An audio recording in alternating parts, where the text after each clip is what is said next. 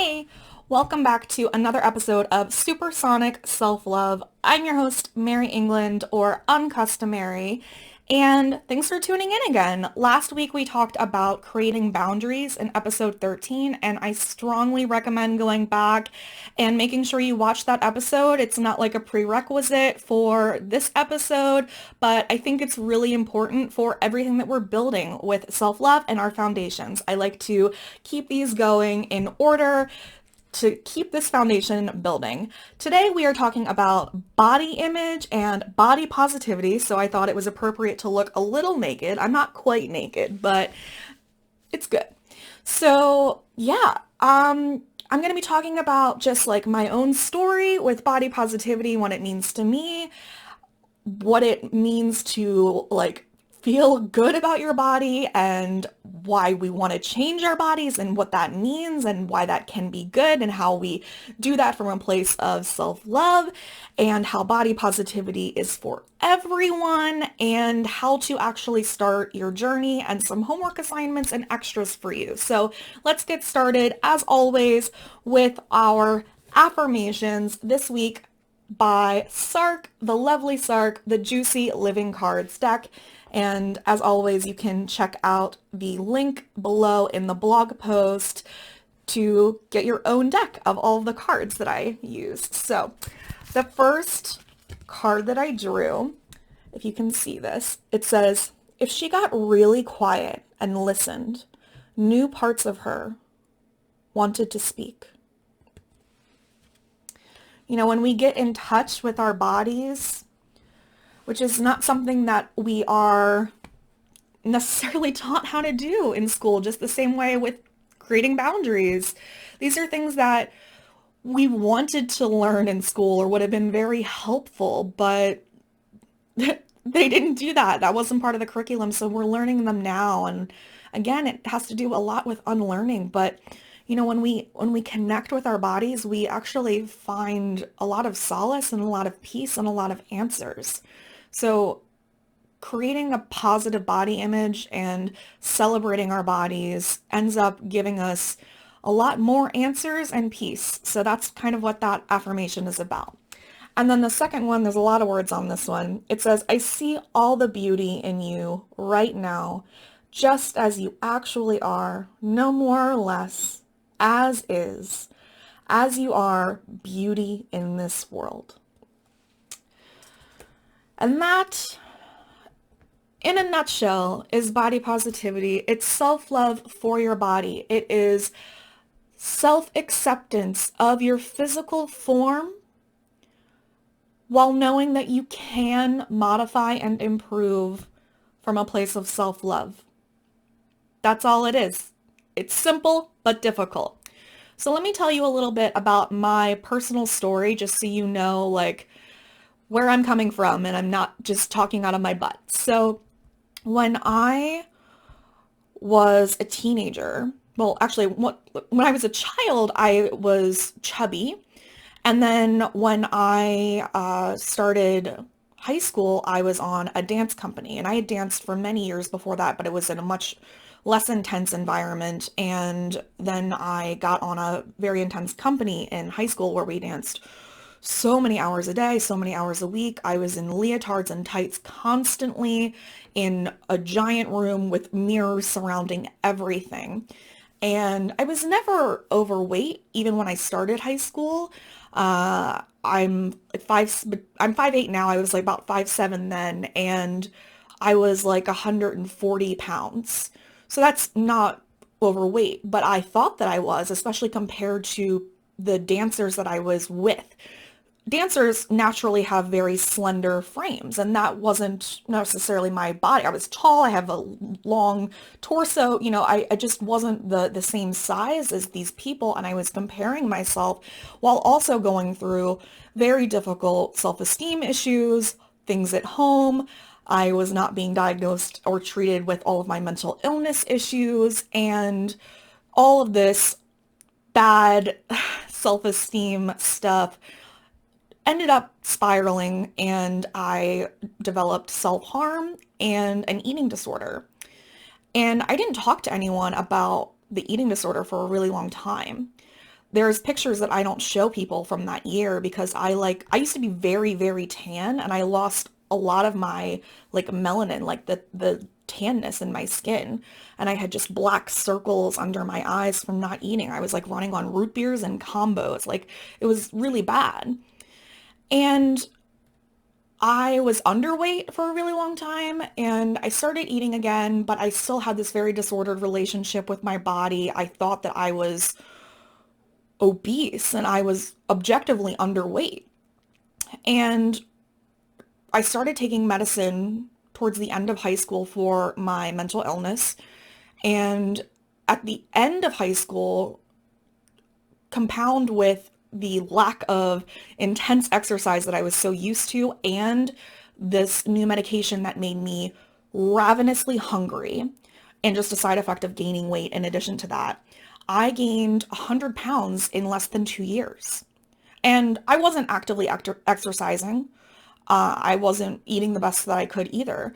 But it was also a very real side effect. I was like aggressively ravenous and just it's a side effect of one of the medications, well, a couple of them, but one in particular. And I basically had to really quickly adjust to this new body. I went from being, shopping in like the junior section and being able to wear like a child's medium t-shirt that I could find at Goodwill to not being able to shop in the mall anymore and having to like order my clothes online because they didn't fit me.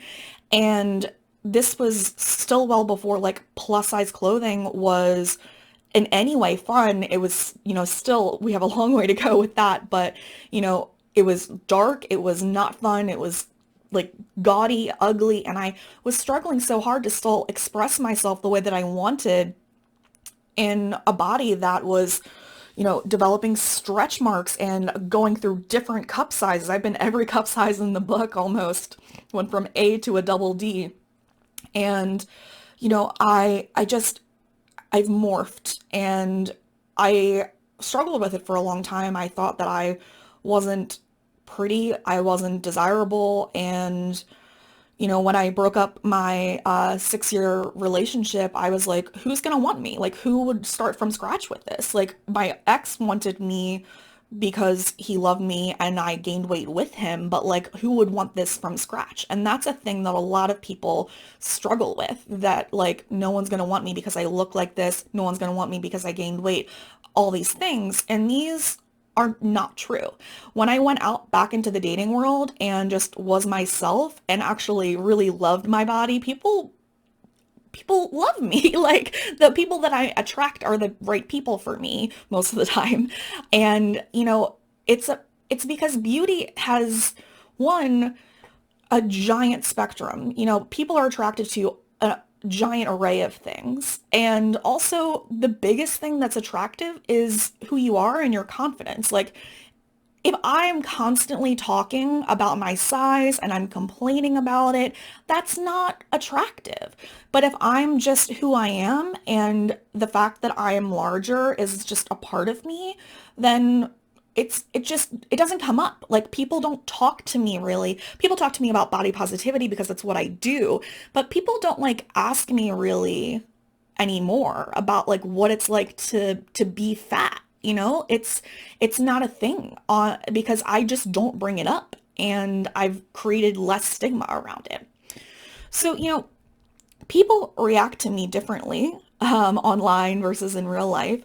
I literally just had a comment today on my Instagram. I had shared a picture of me in lingerie, and the caption was that I used to buy lingerie, for other people, like to excite people when I was about to have sex with them. And now I'm like, I'm buying lingerie for me. And this person commented and was like, honey, no one wants to bang you. That lingerie is specifically for yourself.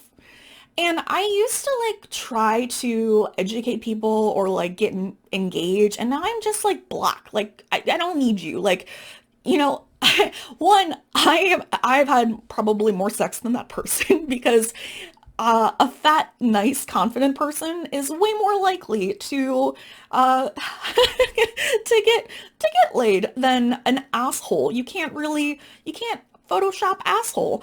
But that's not the point. Like that it's just, when people come to me and they tell me the reason that are having a hard time practicing self-care or self-esteem is because they struggle with their body image. One of the first things that I will ask them is, when you describe me to someone, is the first thing that you tell them that I'm fat? I mean, if it is, like, that's probably because you are dealing with your own body image stuff, but I bet you it's not. I bet you that you tell them that I'm colorful or that I'm optimistic or fun or I do this or I do that or this is what you like about me. And that is how people talk about you. People like you because of what you do, who you are, what you exude, and the feeling that you leave with them. There's so many even different words for people that are like not even attracted to like physical beauty. They are attracted to intelligence. And, it's all in the eye of the beholder. It has nothing to do with that. But the point of having a good body image is to feel good about yourself. And then when we're not so hung up on, you know, worrying about what our arms look like in this thing, then we can actually go out and do more good. But if we're not worried about leaving the house because someone might see our thighs in this outfit, then like we're sheltering ourselves and we're not living our best lives because we're we're keeping ourselves small. So, I remember this really great video that I saw many years ago. They interviewed a set of children and a set of adults, and they asked the children, "What would you change about your body?" And the kids were like, "I would definitely like get a unicorn horn. I would be able to fly. Maybe like get a turtle shell, like interesting, imaginative, cool stuff because they haven't been taught that their bodies are wrong and that there's something shameful about them and that they need to change." And then they asked that exact same question to adults and they were like, where do I even start? I don't trust my ankles, as Neil Brennan says, just like all these really specific things that they think are wrong with them and that also leads to feeling like they're unlovable and unworthy. And isn't that interesting that we don't come that way? As children, we think our bodies are fine and we don't know it until we are told that they're not, or like it's insinuated that they aren't from the media or products that are making billions of dollars like playing on our insecurities that they installed into us. So it's a whole thing. It's really radical to love yourself in a world that's trying to change you. And it can be really hard to love yourself when you feel like your body is betraying you. I really get that. I don't necessarily get it from a chronic illness standpoint, but I can relate on a mental health standpoint. Like when I was in my house and I couldn't leave because I had to do rituals over and over and I had to like call out of plans because I had to keep doing these rituals and I wasn't able to physically leave the house. Like I didn't trust my body. I felt like it was doing all these irrational things that I was not in control of. And that sucks. It sucks. So when you have a chronic illness that you didn't ask for and you were healthy your whole life and then all of a sudden you get a diagnosis or you have a diagnosis since birth and this has been your thing, that you've had to deal with for so long. And like how it becomes really difficult to love your body unconditionally when every morning you wake up and you're in pain or you feel like you don't know what your mind's going to do or how it's going to flip on you or what's going to happen with your symptoms today, mental or physical. And I really, really, really get that. And I don't want to go past that without acknowledging it. It's a whole other topic, but it needs to be discussed within this. But the thing is that we are still here and we can still express gratitude for the things that we have, like, do I sometimes wish that my mind was less neurodiverse? Yeah, But it also has given me a lot of perspective and empathy. And I never want to speak for someone else, but if you have a chronic illness, it might have done that for you in some way. I mean, the thing is that nothing fully ever sucks. One aspect of something might fully suck, but that doesn't mean that your whole life sucks. We can find things to be grateful for. And with body positivity and creating a good body image, it's about looking for the things that we are grateful for, the things that we have, maybe still or in spite of sometimes. It's okay to start feeling neutral or just liking your body. You don't have to go I love my body unconditionally. I'm super in love with my body. Like, we don't start any relationship off like that, right? Like, you don't go on a first date and you're like, I love you unconditionally. We should get married and get the fuck out of here, right? Like, that's not how we build relationships. We build our trust, we build our confidence, and we build that infatuation and love. So it's not different with your body. If you are struggling with trusting your body and, feeling like it's betraying you, you have to build that relationship. And it starts at the baseline. And if you need to start in a neutral, logical way or just with liking first, it doesn't need to be radical body love. It can just be non-judgmental or acceptance or liking or neutral. And body positivity is for everyone. Let me say that again while I drink. Body positivity is for everyone. I am so tired of seeing things that say if you're not a size 22 or over, you can't even give me your opinion on body positivity. Nope. Don't subscribe to that at all. Okay, so first of all, we need to give voices to the less marginalized because they aren't being heard and they have shit to say that we need to fucking listen to. That goes for people with disabilities, transgender people, people that are fat, people of color, anyone that is a smaller margin, a minority. We need to listen to them and give them more platforms to speak on. Body positivity is not just that Dove commercial with curvy white women. It's not. And just because I might fall into that demographic doesn't mean that I am not advocating that body positivity is for all genders, all sexualities, all races, all ages, all able-bodied types, everything, literally everyone. Because yes, maybe it started with, people that are larger, but if we shut other people out, then what are we saying? That they don't get a voice too, that they're not allowed to feel good about their bodies? That doesn't create good in the world. If we say that it's only for women because, it's 90% or whatever of people are more like or have that have eating disorders are identifying as women, does that mean that the 10% don't deserve to be treated? That's stupid. And also, when we give body positivity lessons to men, they become more compassionate and in touch with their emotions. And it's just stupid. It's just stupid to assume or project the idea that you have to be a certain size or type of person or whatever to practice body positivity. It's not correct. Someone might disagree with me. That's fine. Unfollow me. This is not the page for you.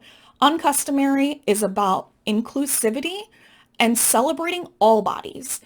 I have known people that are 97 pounds soaking wet, and they also go through shit where they're stereotyped the same way that I am.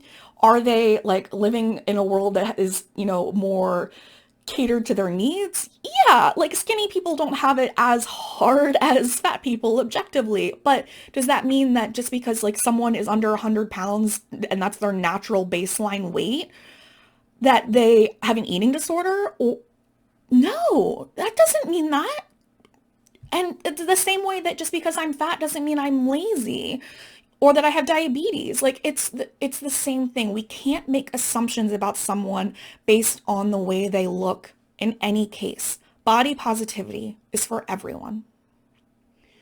And also remember that empowerment is different things to different people.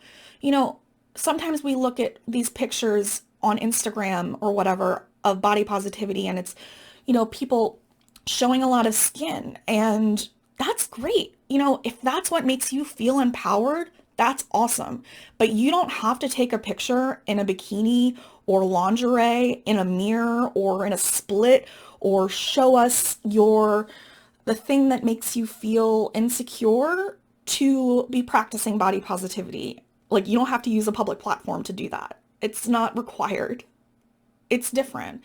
For some people, being modest is empowering. For some people, it's stripping on stage. It's it's completely relative. Every person is different. And allow that to be. If you see someone taking, like how I take my pants off on the subway for the no pants subway ride every year, if that's not your jam, turn off the screen, walk away. It's Everyone has different options and you are available to take them. Also, there is nothing wrong with like wanting to feel attractive. And there's also nothing wrong with wanting to change your appearance. I struggled with the idea of changing your appearance for a while, plastic surgery and that kind of thing. And I ultimately came to the idea that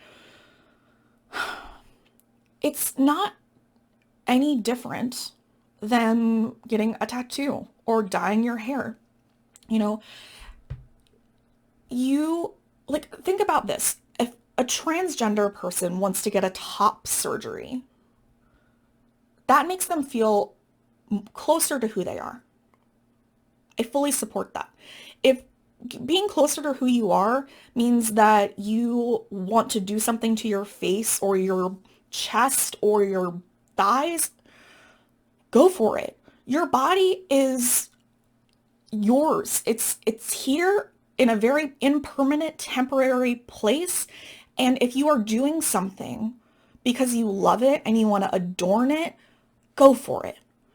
You know, like it just needs to come from a place of self-love, not self-loathing. You cannot hate yourself into a better body. This is like when we talk about exercise, which is a whole thing, where if someone is in the body positivity community and then they start losing weight, it's like, oh, well, you're not a real body positivity person because you lost 7 pounds or you're exercising or you're eating healthier.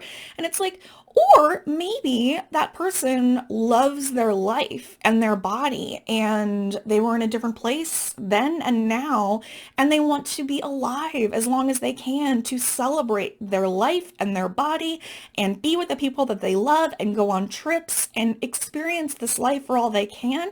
And they realize that it might prolong their life to be a little healthier. And that doesn't mean that you're not a body positivity activist or whatever. You can exercise and have be a part of the body positivity movement. You can be skinny, you can work out, you can be fat and not have any desire to lose weight.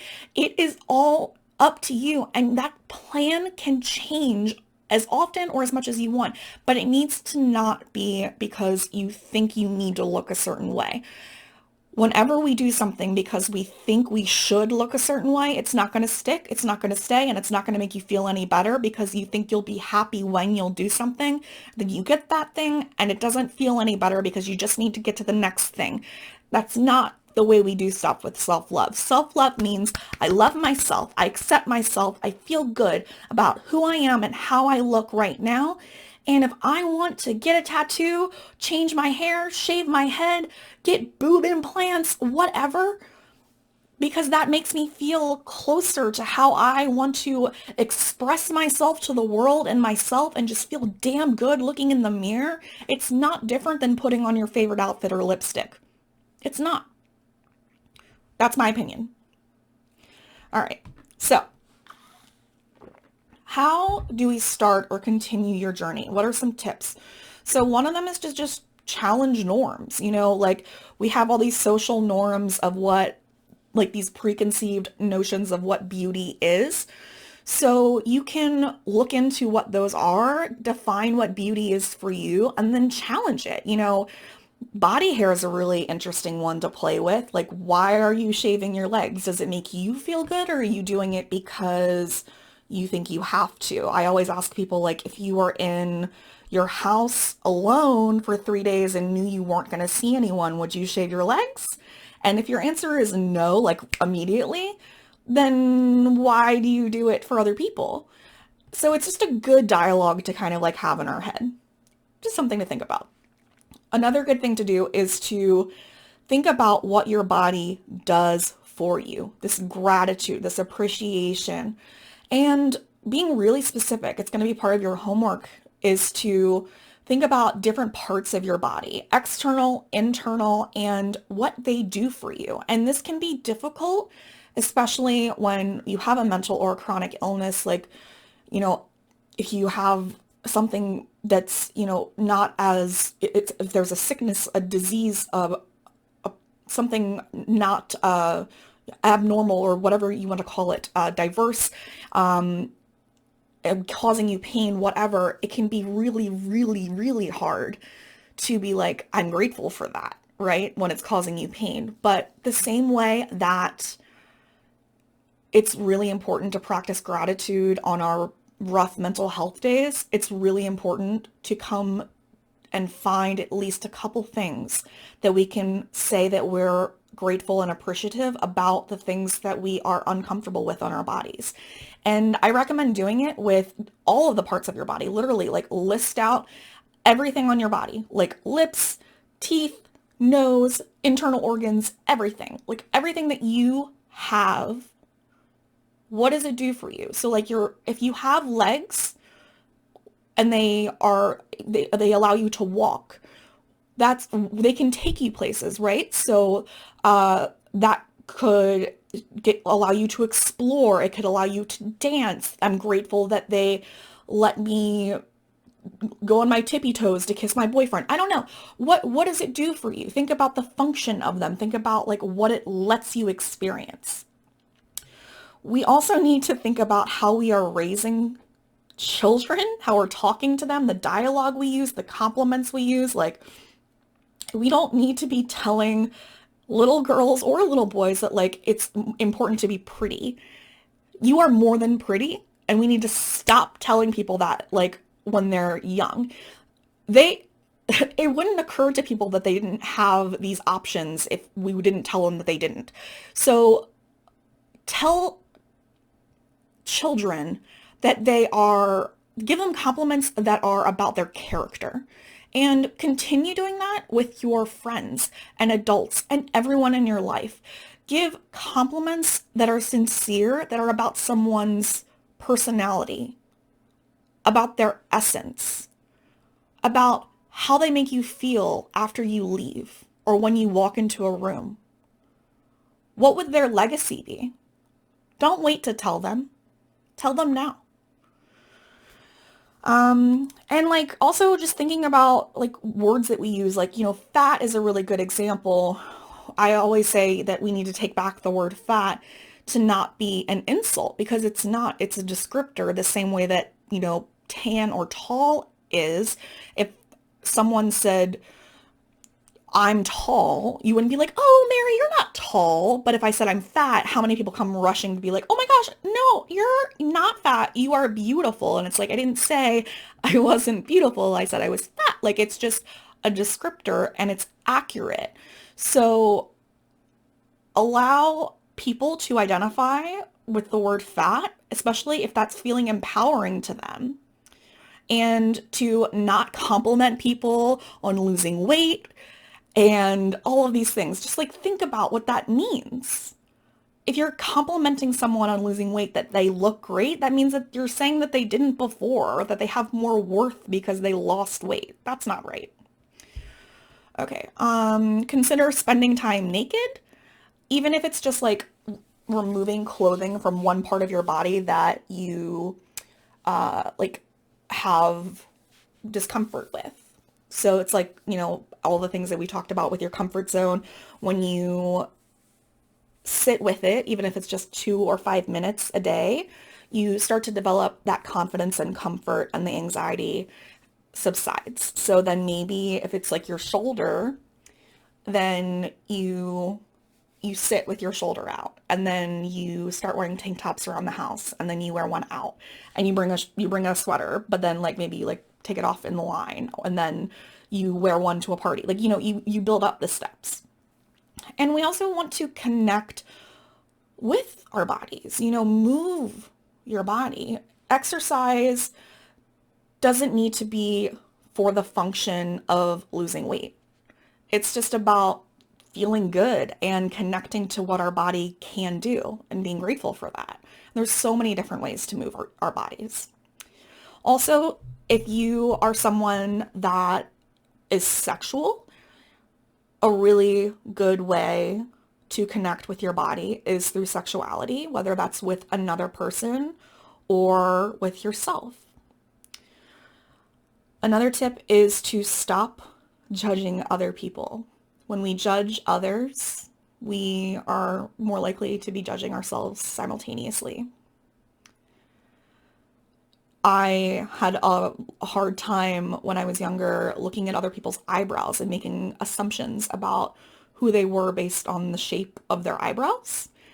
And that was because I was like very uncomfortable about my own and just my own body, and that was how I was projecting that. And now that I'm comfortable with my body, I don't even look at other people's eyebrows. Don't even notice them. Last tip is that, we say to celebrate our flaws. And I think that's a really good starting point, to be like, look at my stretch marks. Look at this thing that has been called taboo, like taking back the thing that's been made fun of, or whatever it is for you. Posting pictures online, having a photo shoot, like whatever it is for you. I've been doing that for a while and it feels really good. But what if instead of just doing that, we stopped thinking that we need to draw attention to our flaws and just started taking pictures of our whole selves and said, I'm fucking beautiful. Body positivity and body image is like self-love and mental health. It is a non-linear journey that ebbs and flows. Some days you're gonna feel really good and confident. Some days you won't. The important thing is to keep connecting with your body and trying and loving and accepting and not judging. Your homework for this week, there's a bunch of resources. There's a Body Positivity 101 worksheet for you to download. I made you a meditation that is like a body positive self-esteem boosting meditation. That's a separate link down below. There is a link for a total, if you do the extra download, of 50 body positive affirmations. And I would like you to pick one. It doesn't have to be one of mine. You can make up your own or find another one and post it somewhere in your house. Write it in your journal 15 times, whatever you want to do.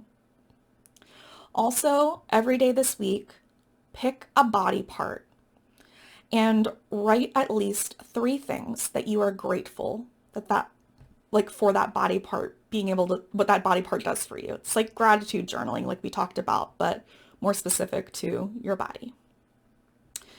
And the last thing is to take a selfie that you feel beautiful in. Hashtag it uncustomary love and tag me in it so I can comment how beautiful you look and I can reshare it. You can also check out on Instagram hashtag uncustomarybopo, B-O-P-O, for my posts on body positivity. If you would like more information on not just body positivity, but self-love and personal development, please check out the Uncustomary Babes membership group. There are constantly new resources being uploaded every week, and it's an amazing support system. Join me next week for episode 15 of Supersonic Self-Love, which will be going back to mental health and mental illness. And per your request, I will be diving into different mental illnesses one by one, and we are starting with OCD. I will see you there. Thank you so much. Let me know what you thought of this, and I will talk to you next week. Bye-bye.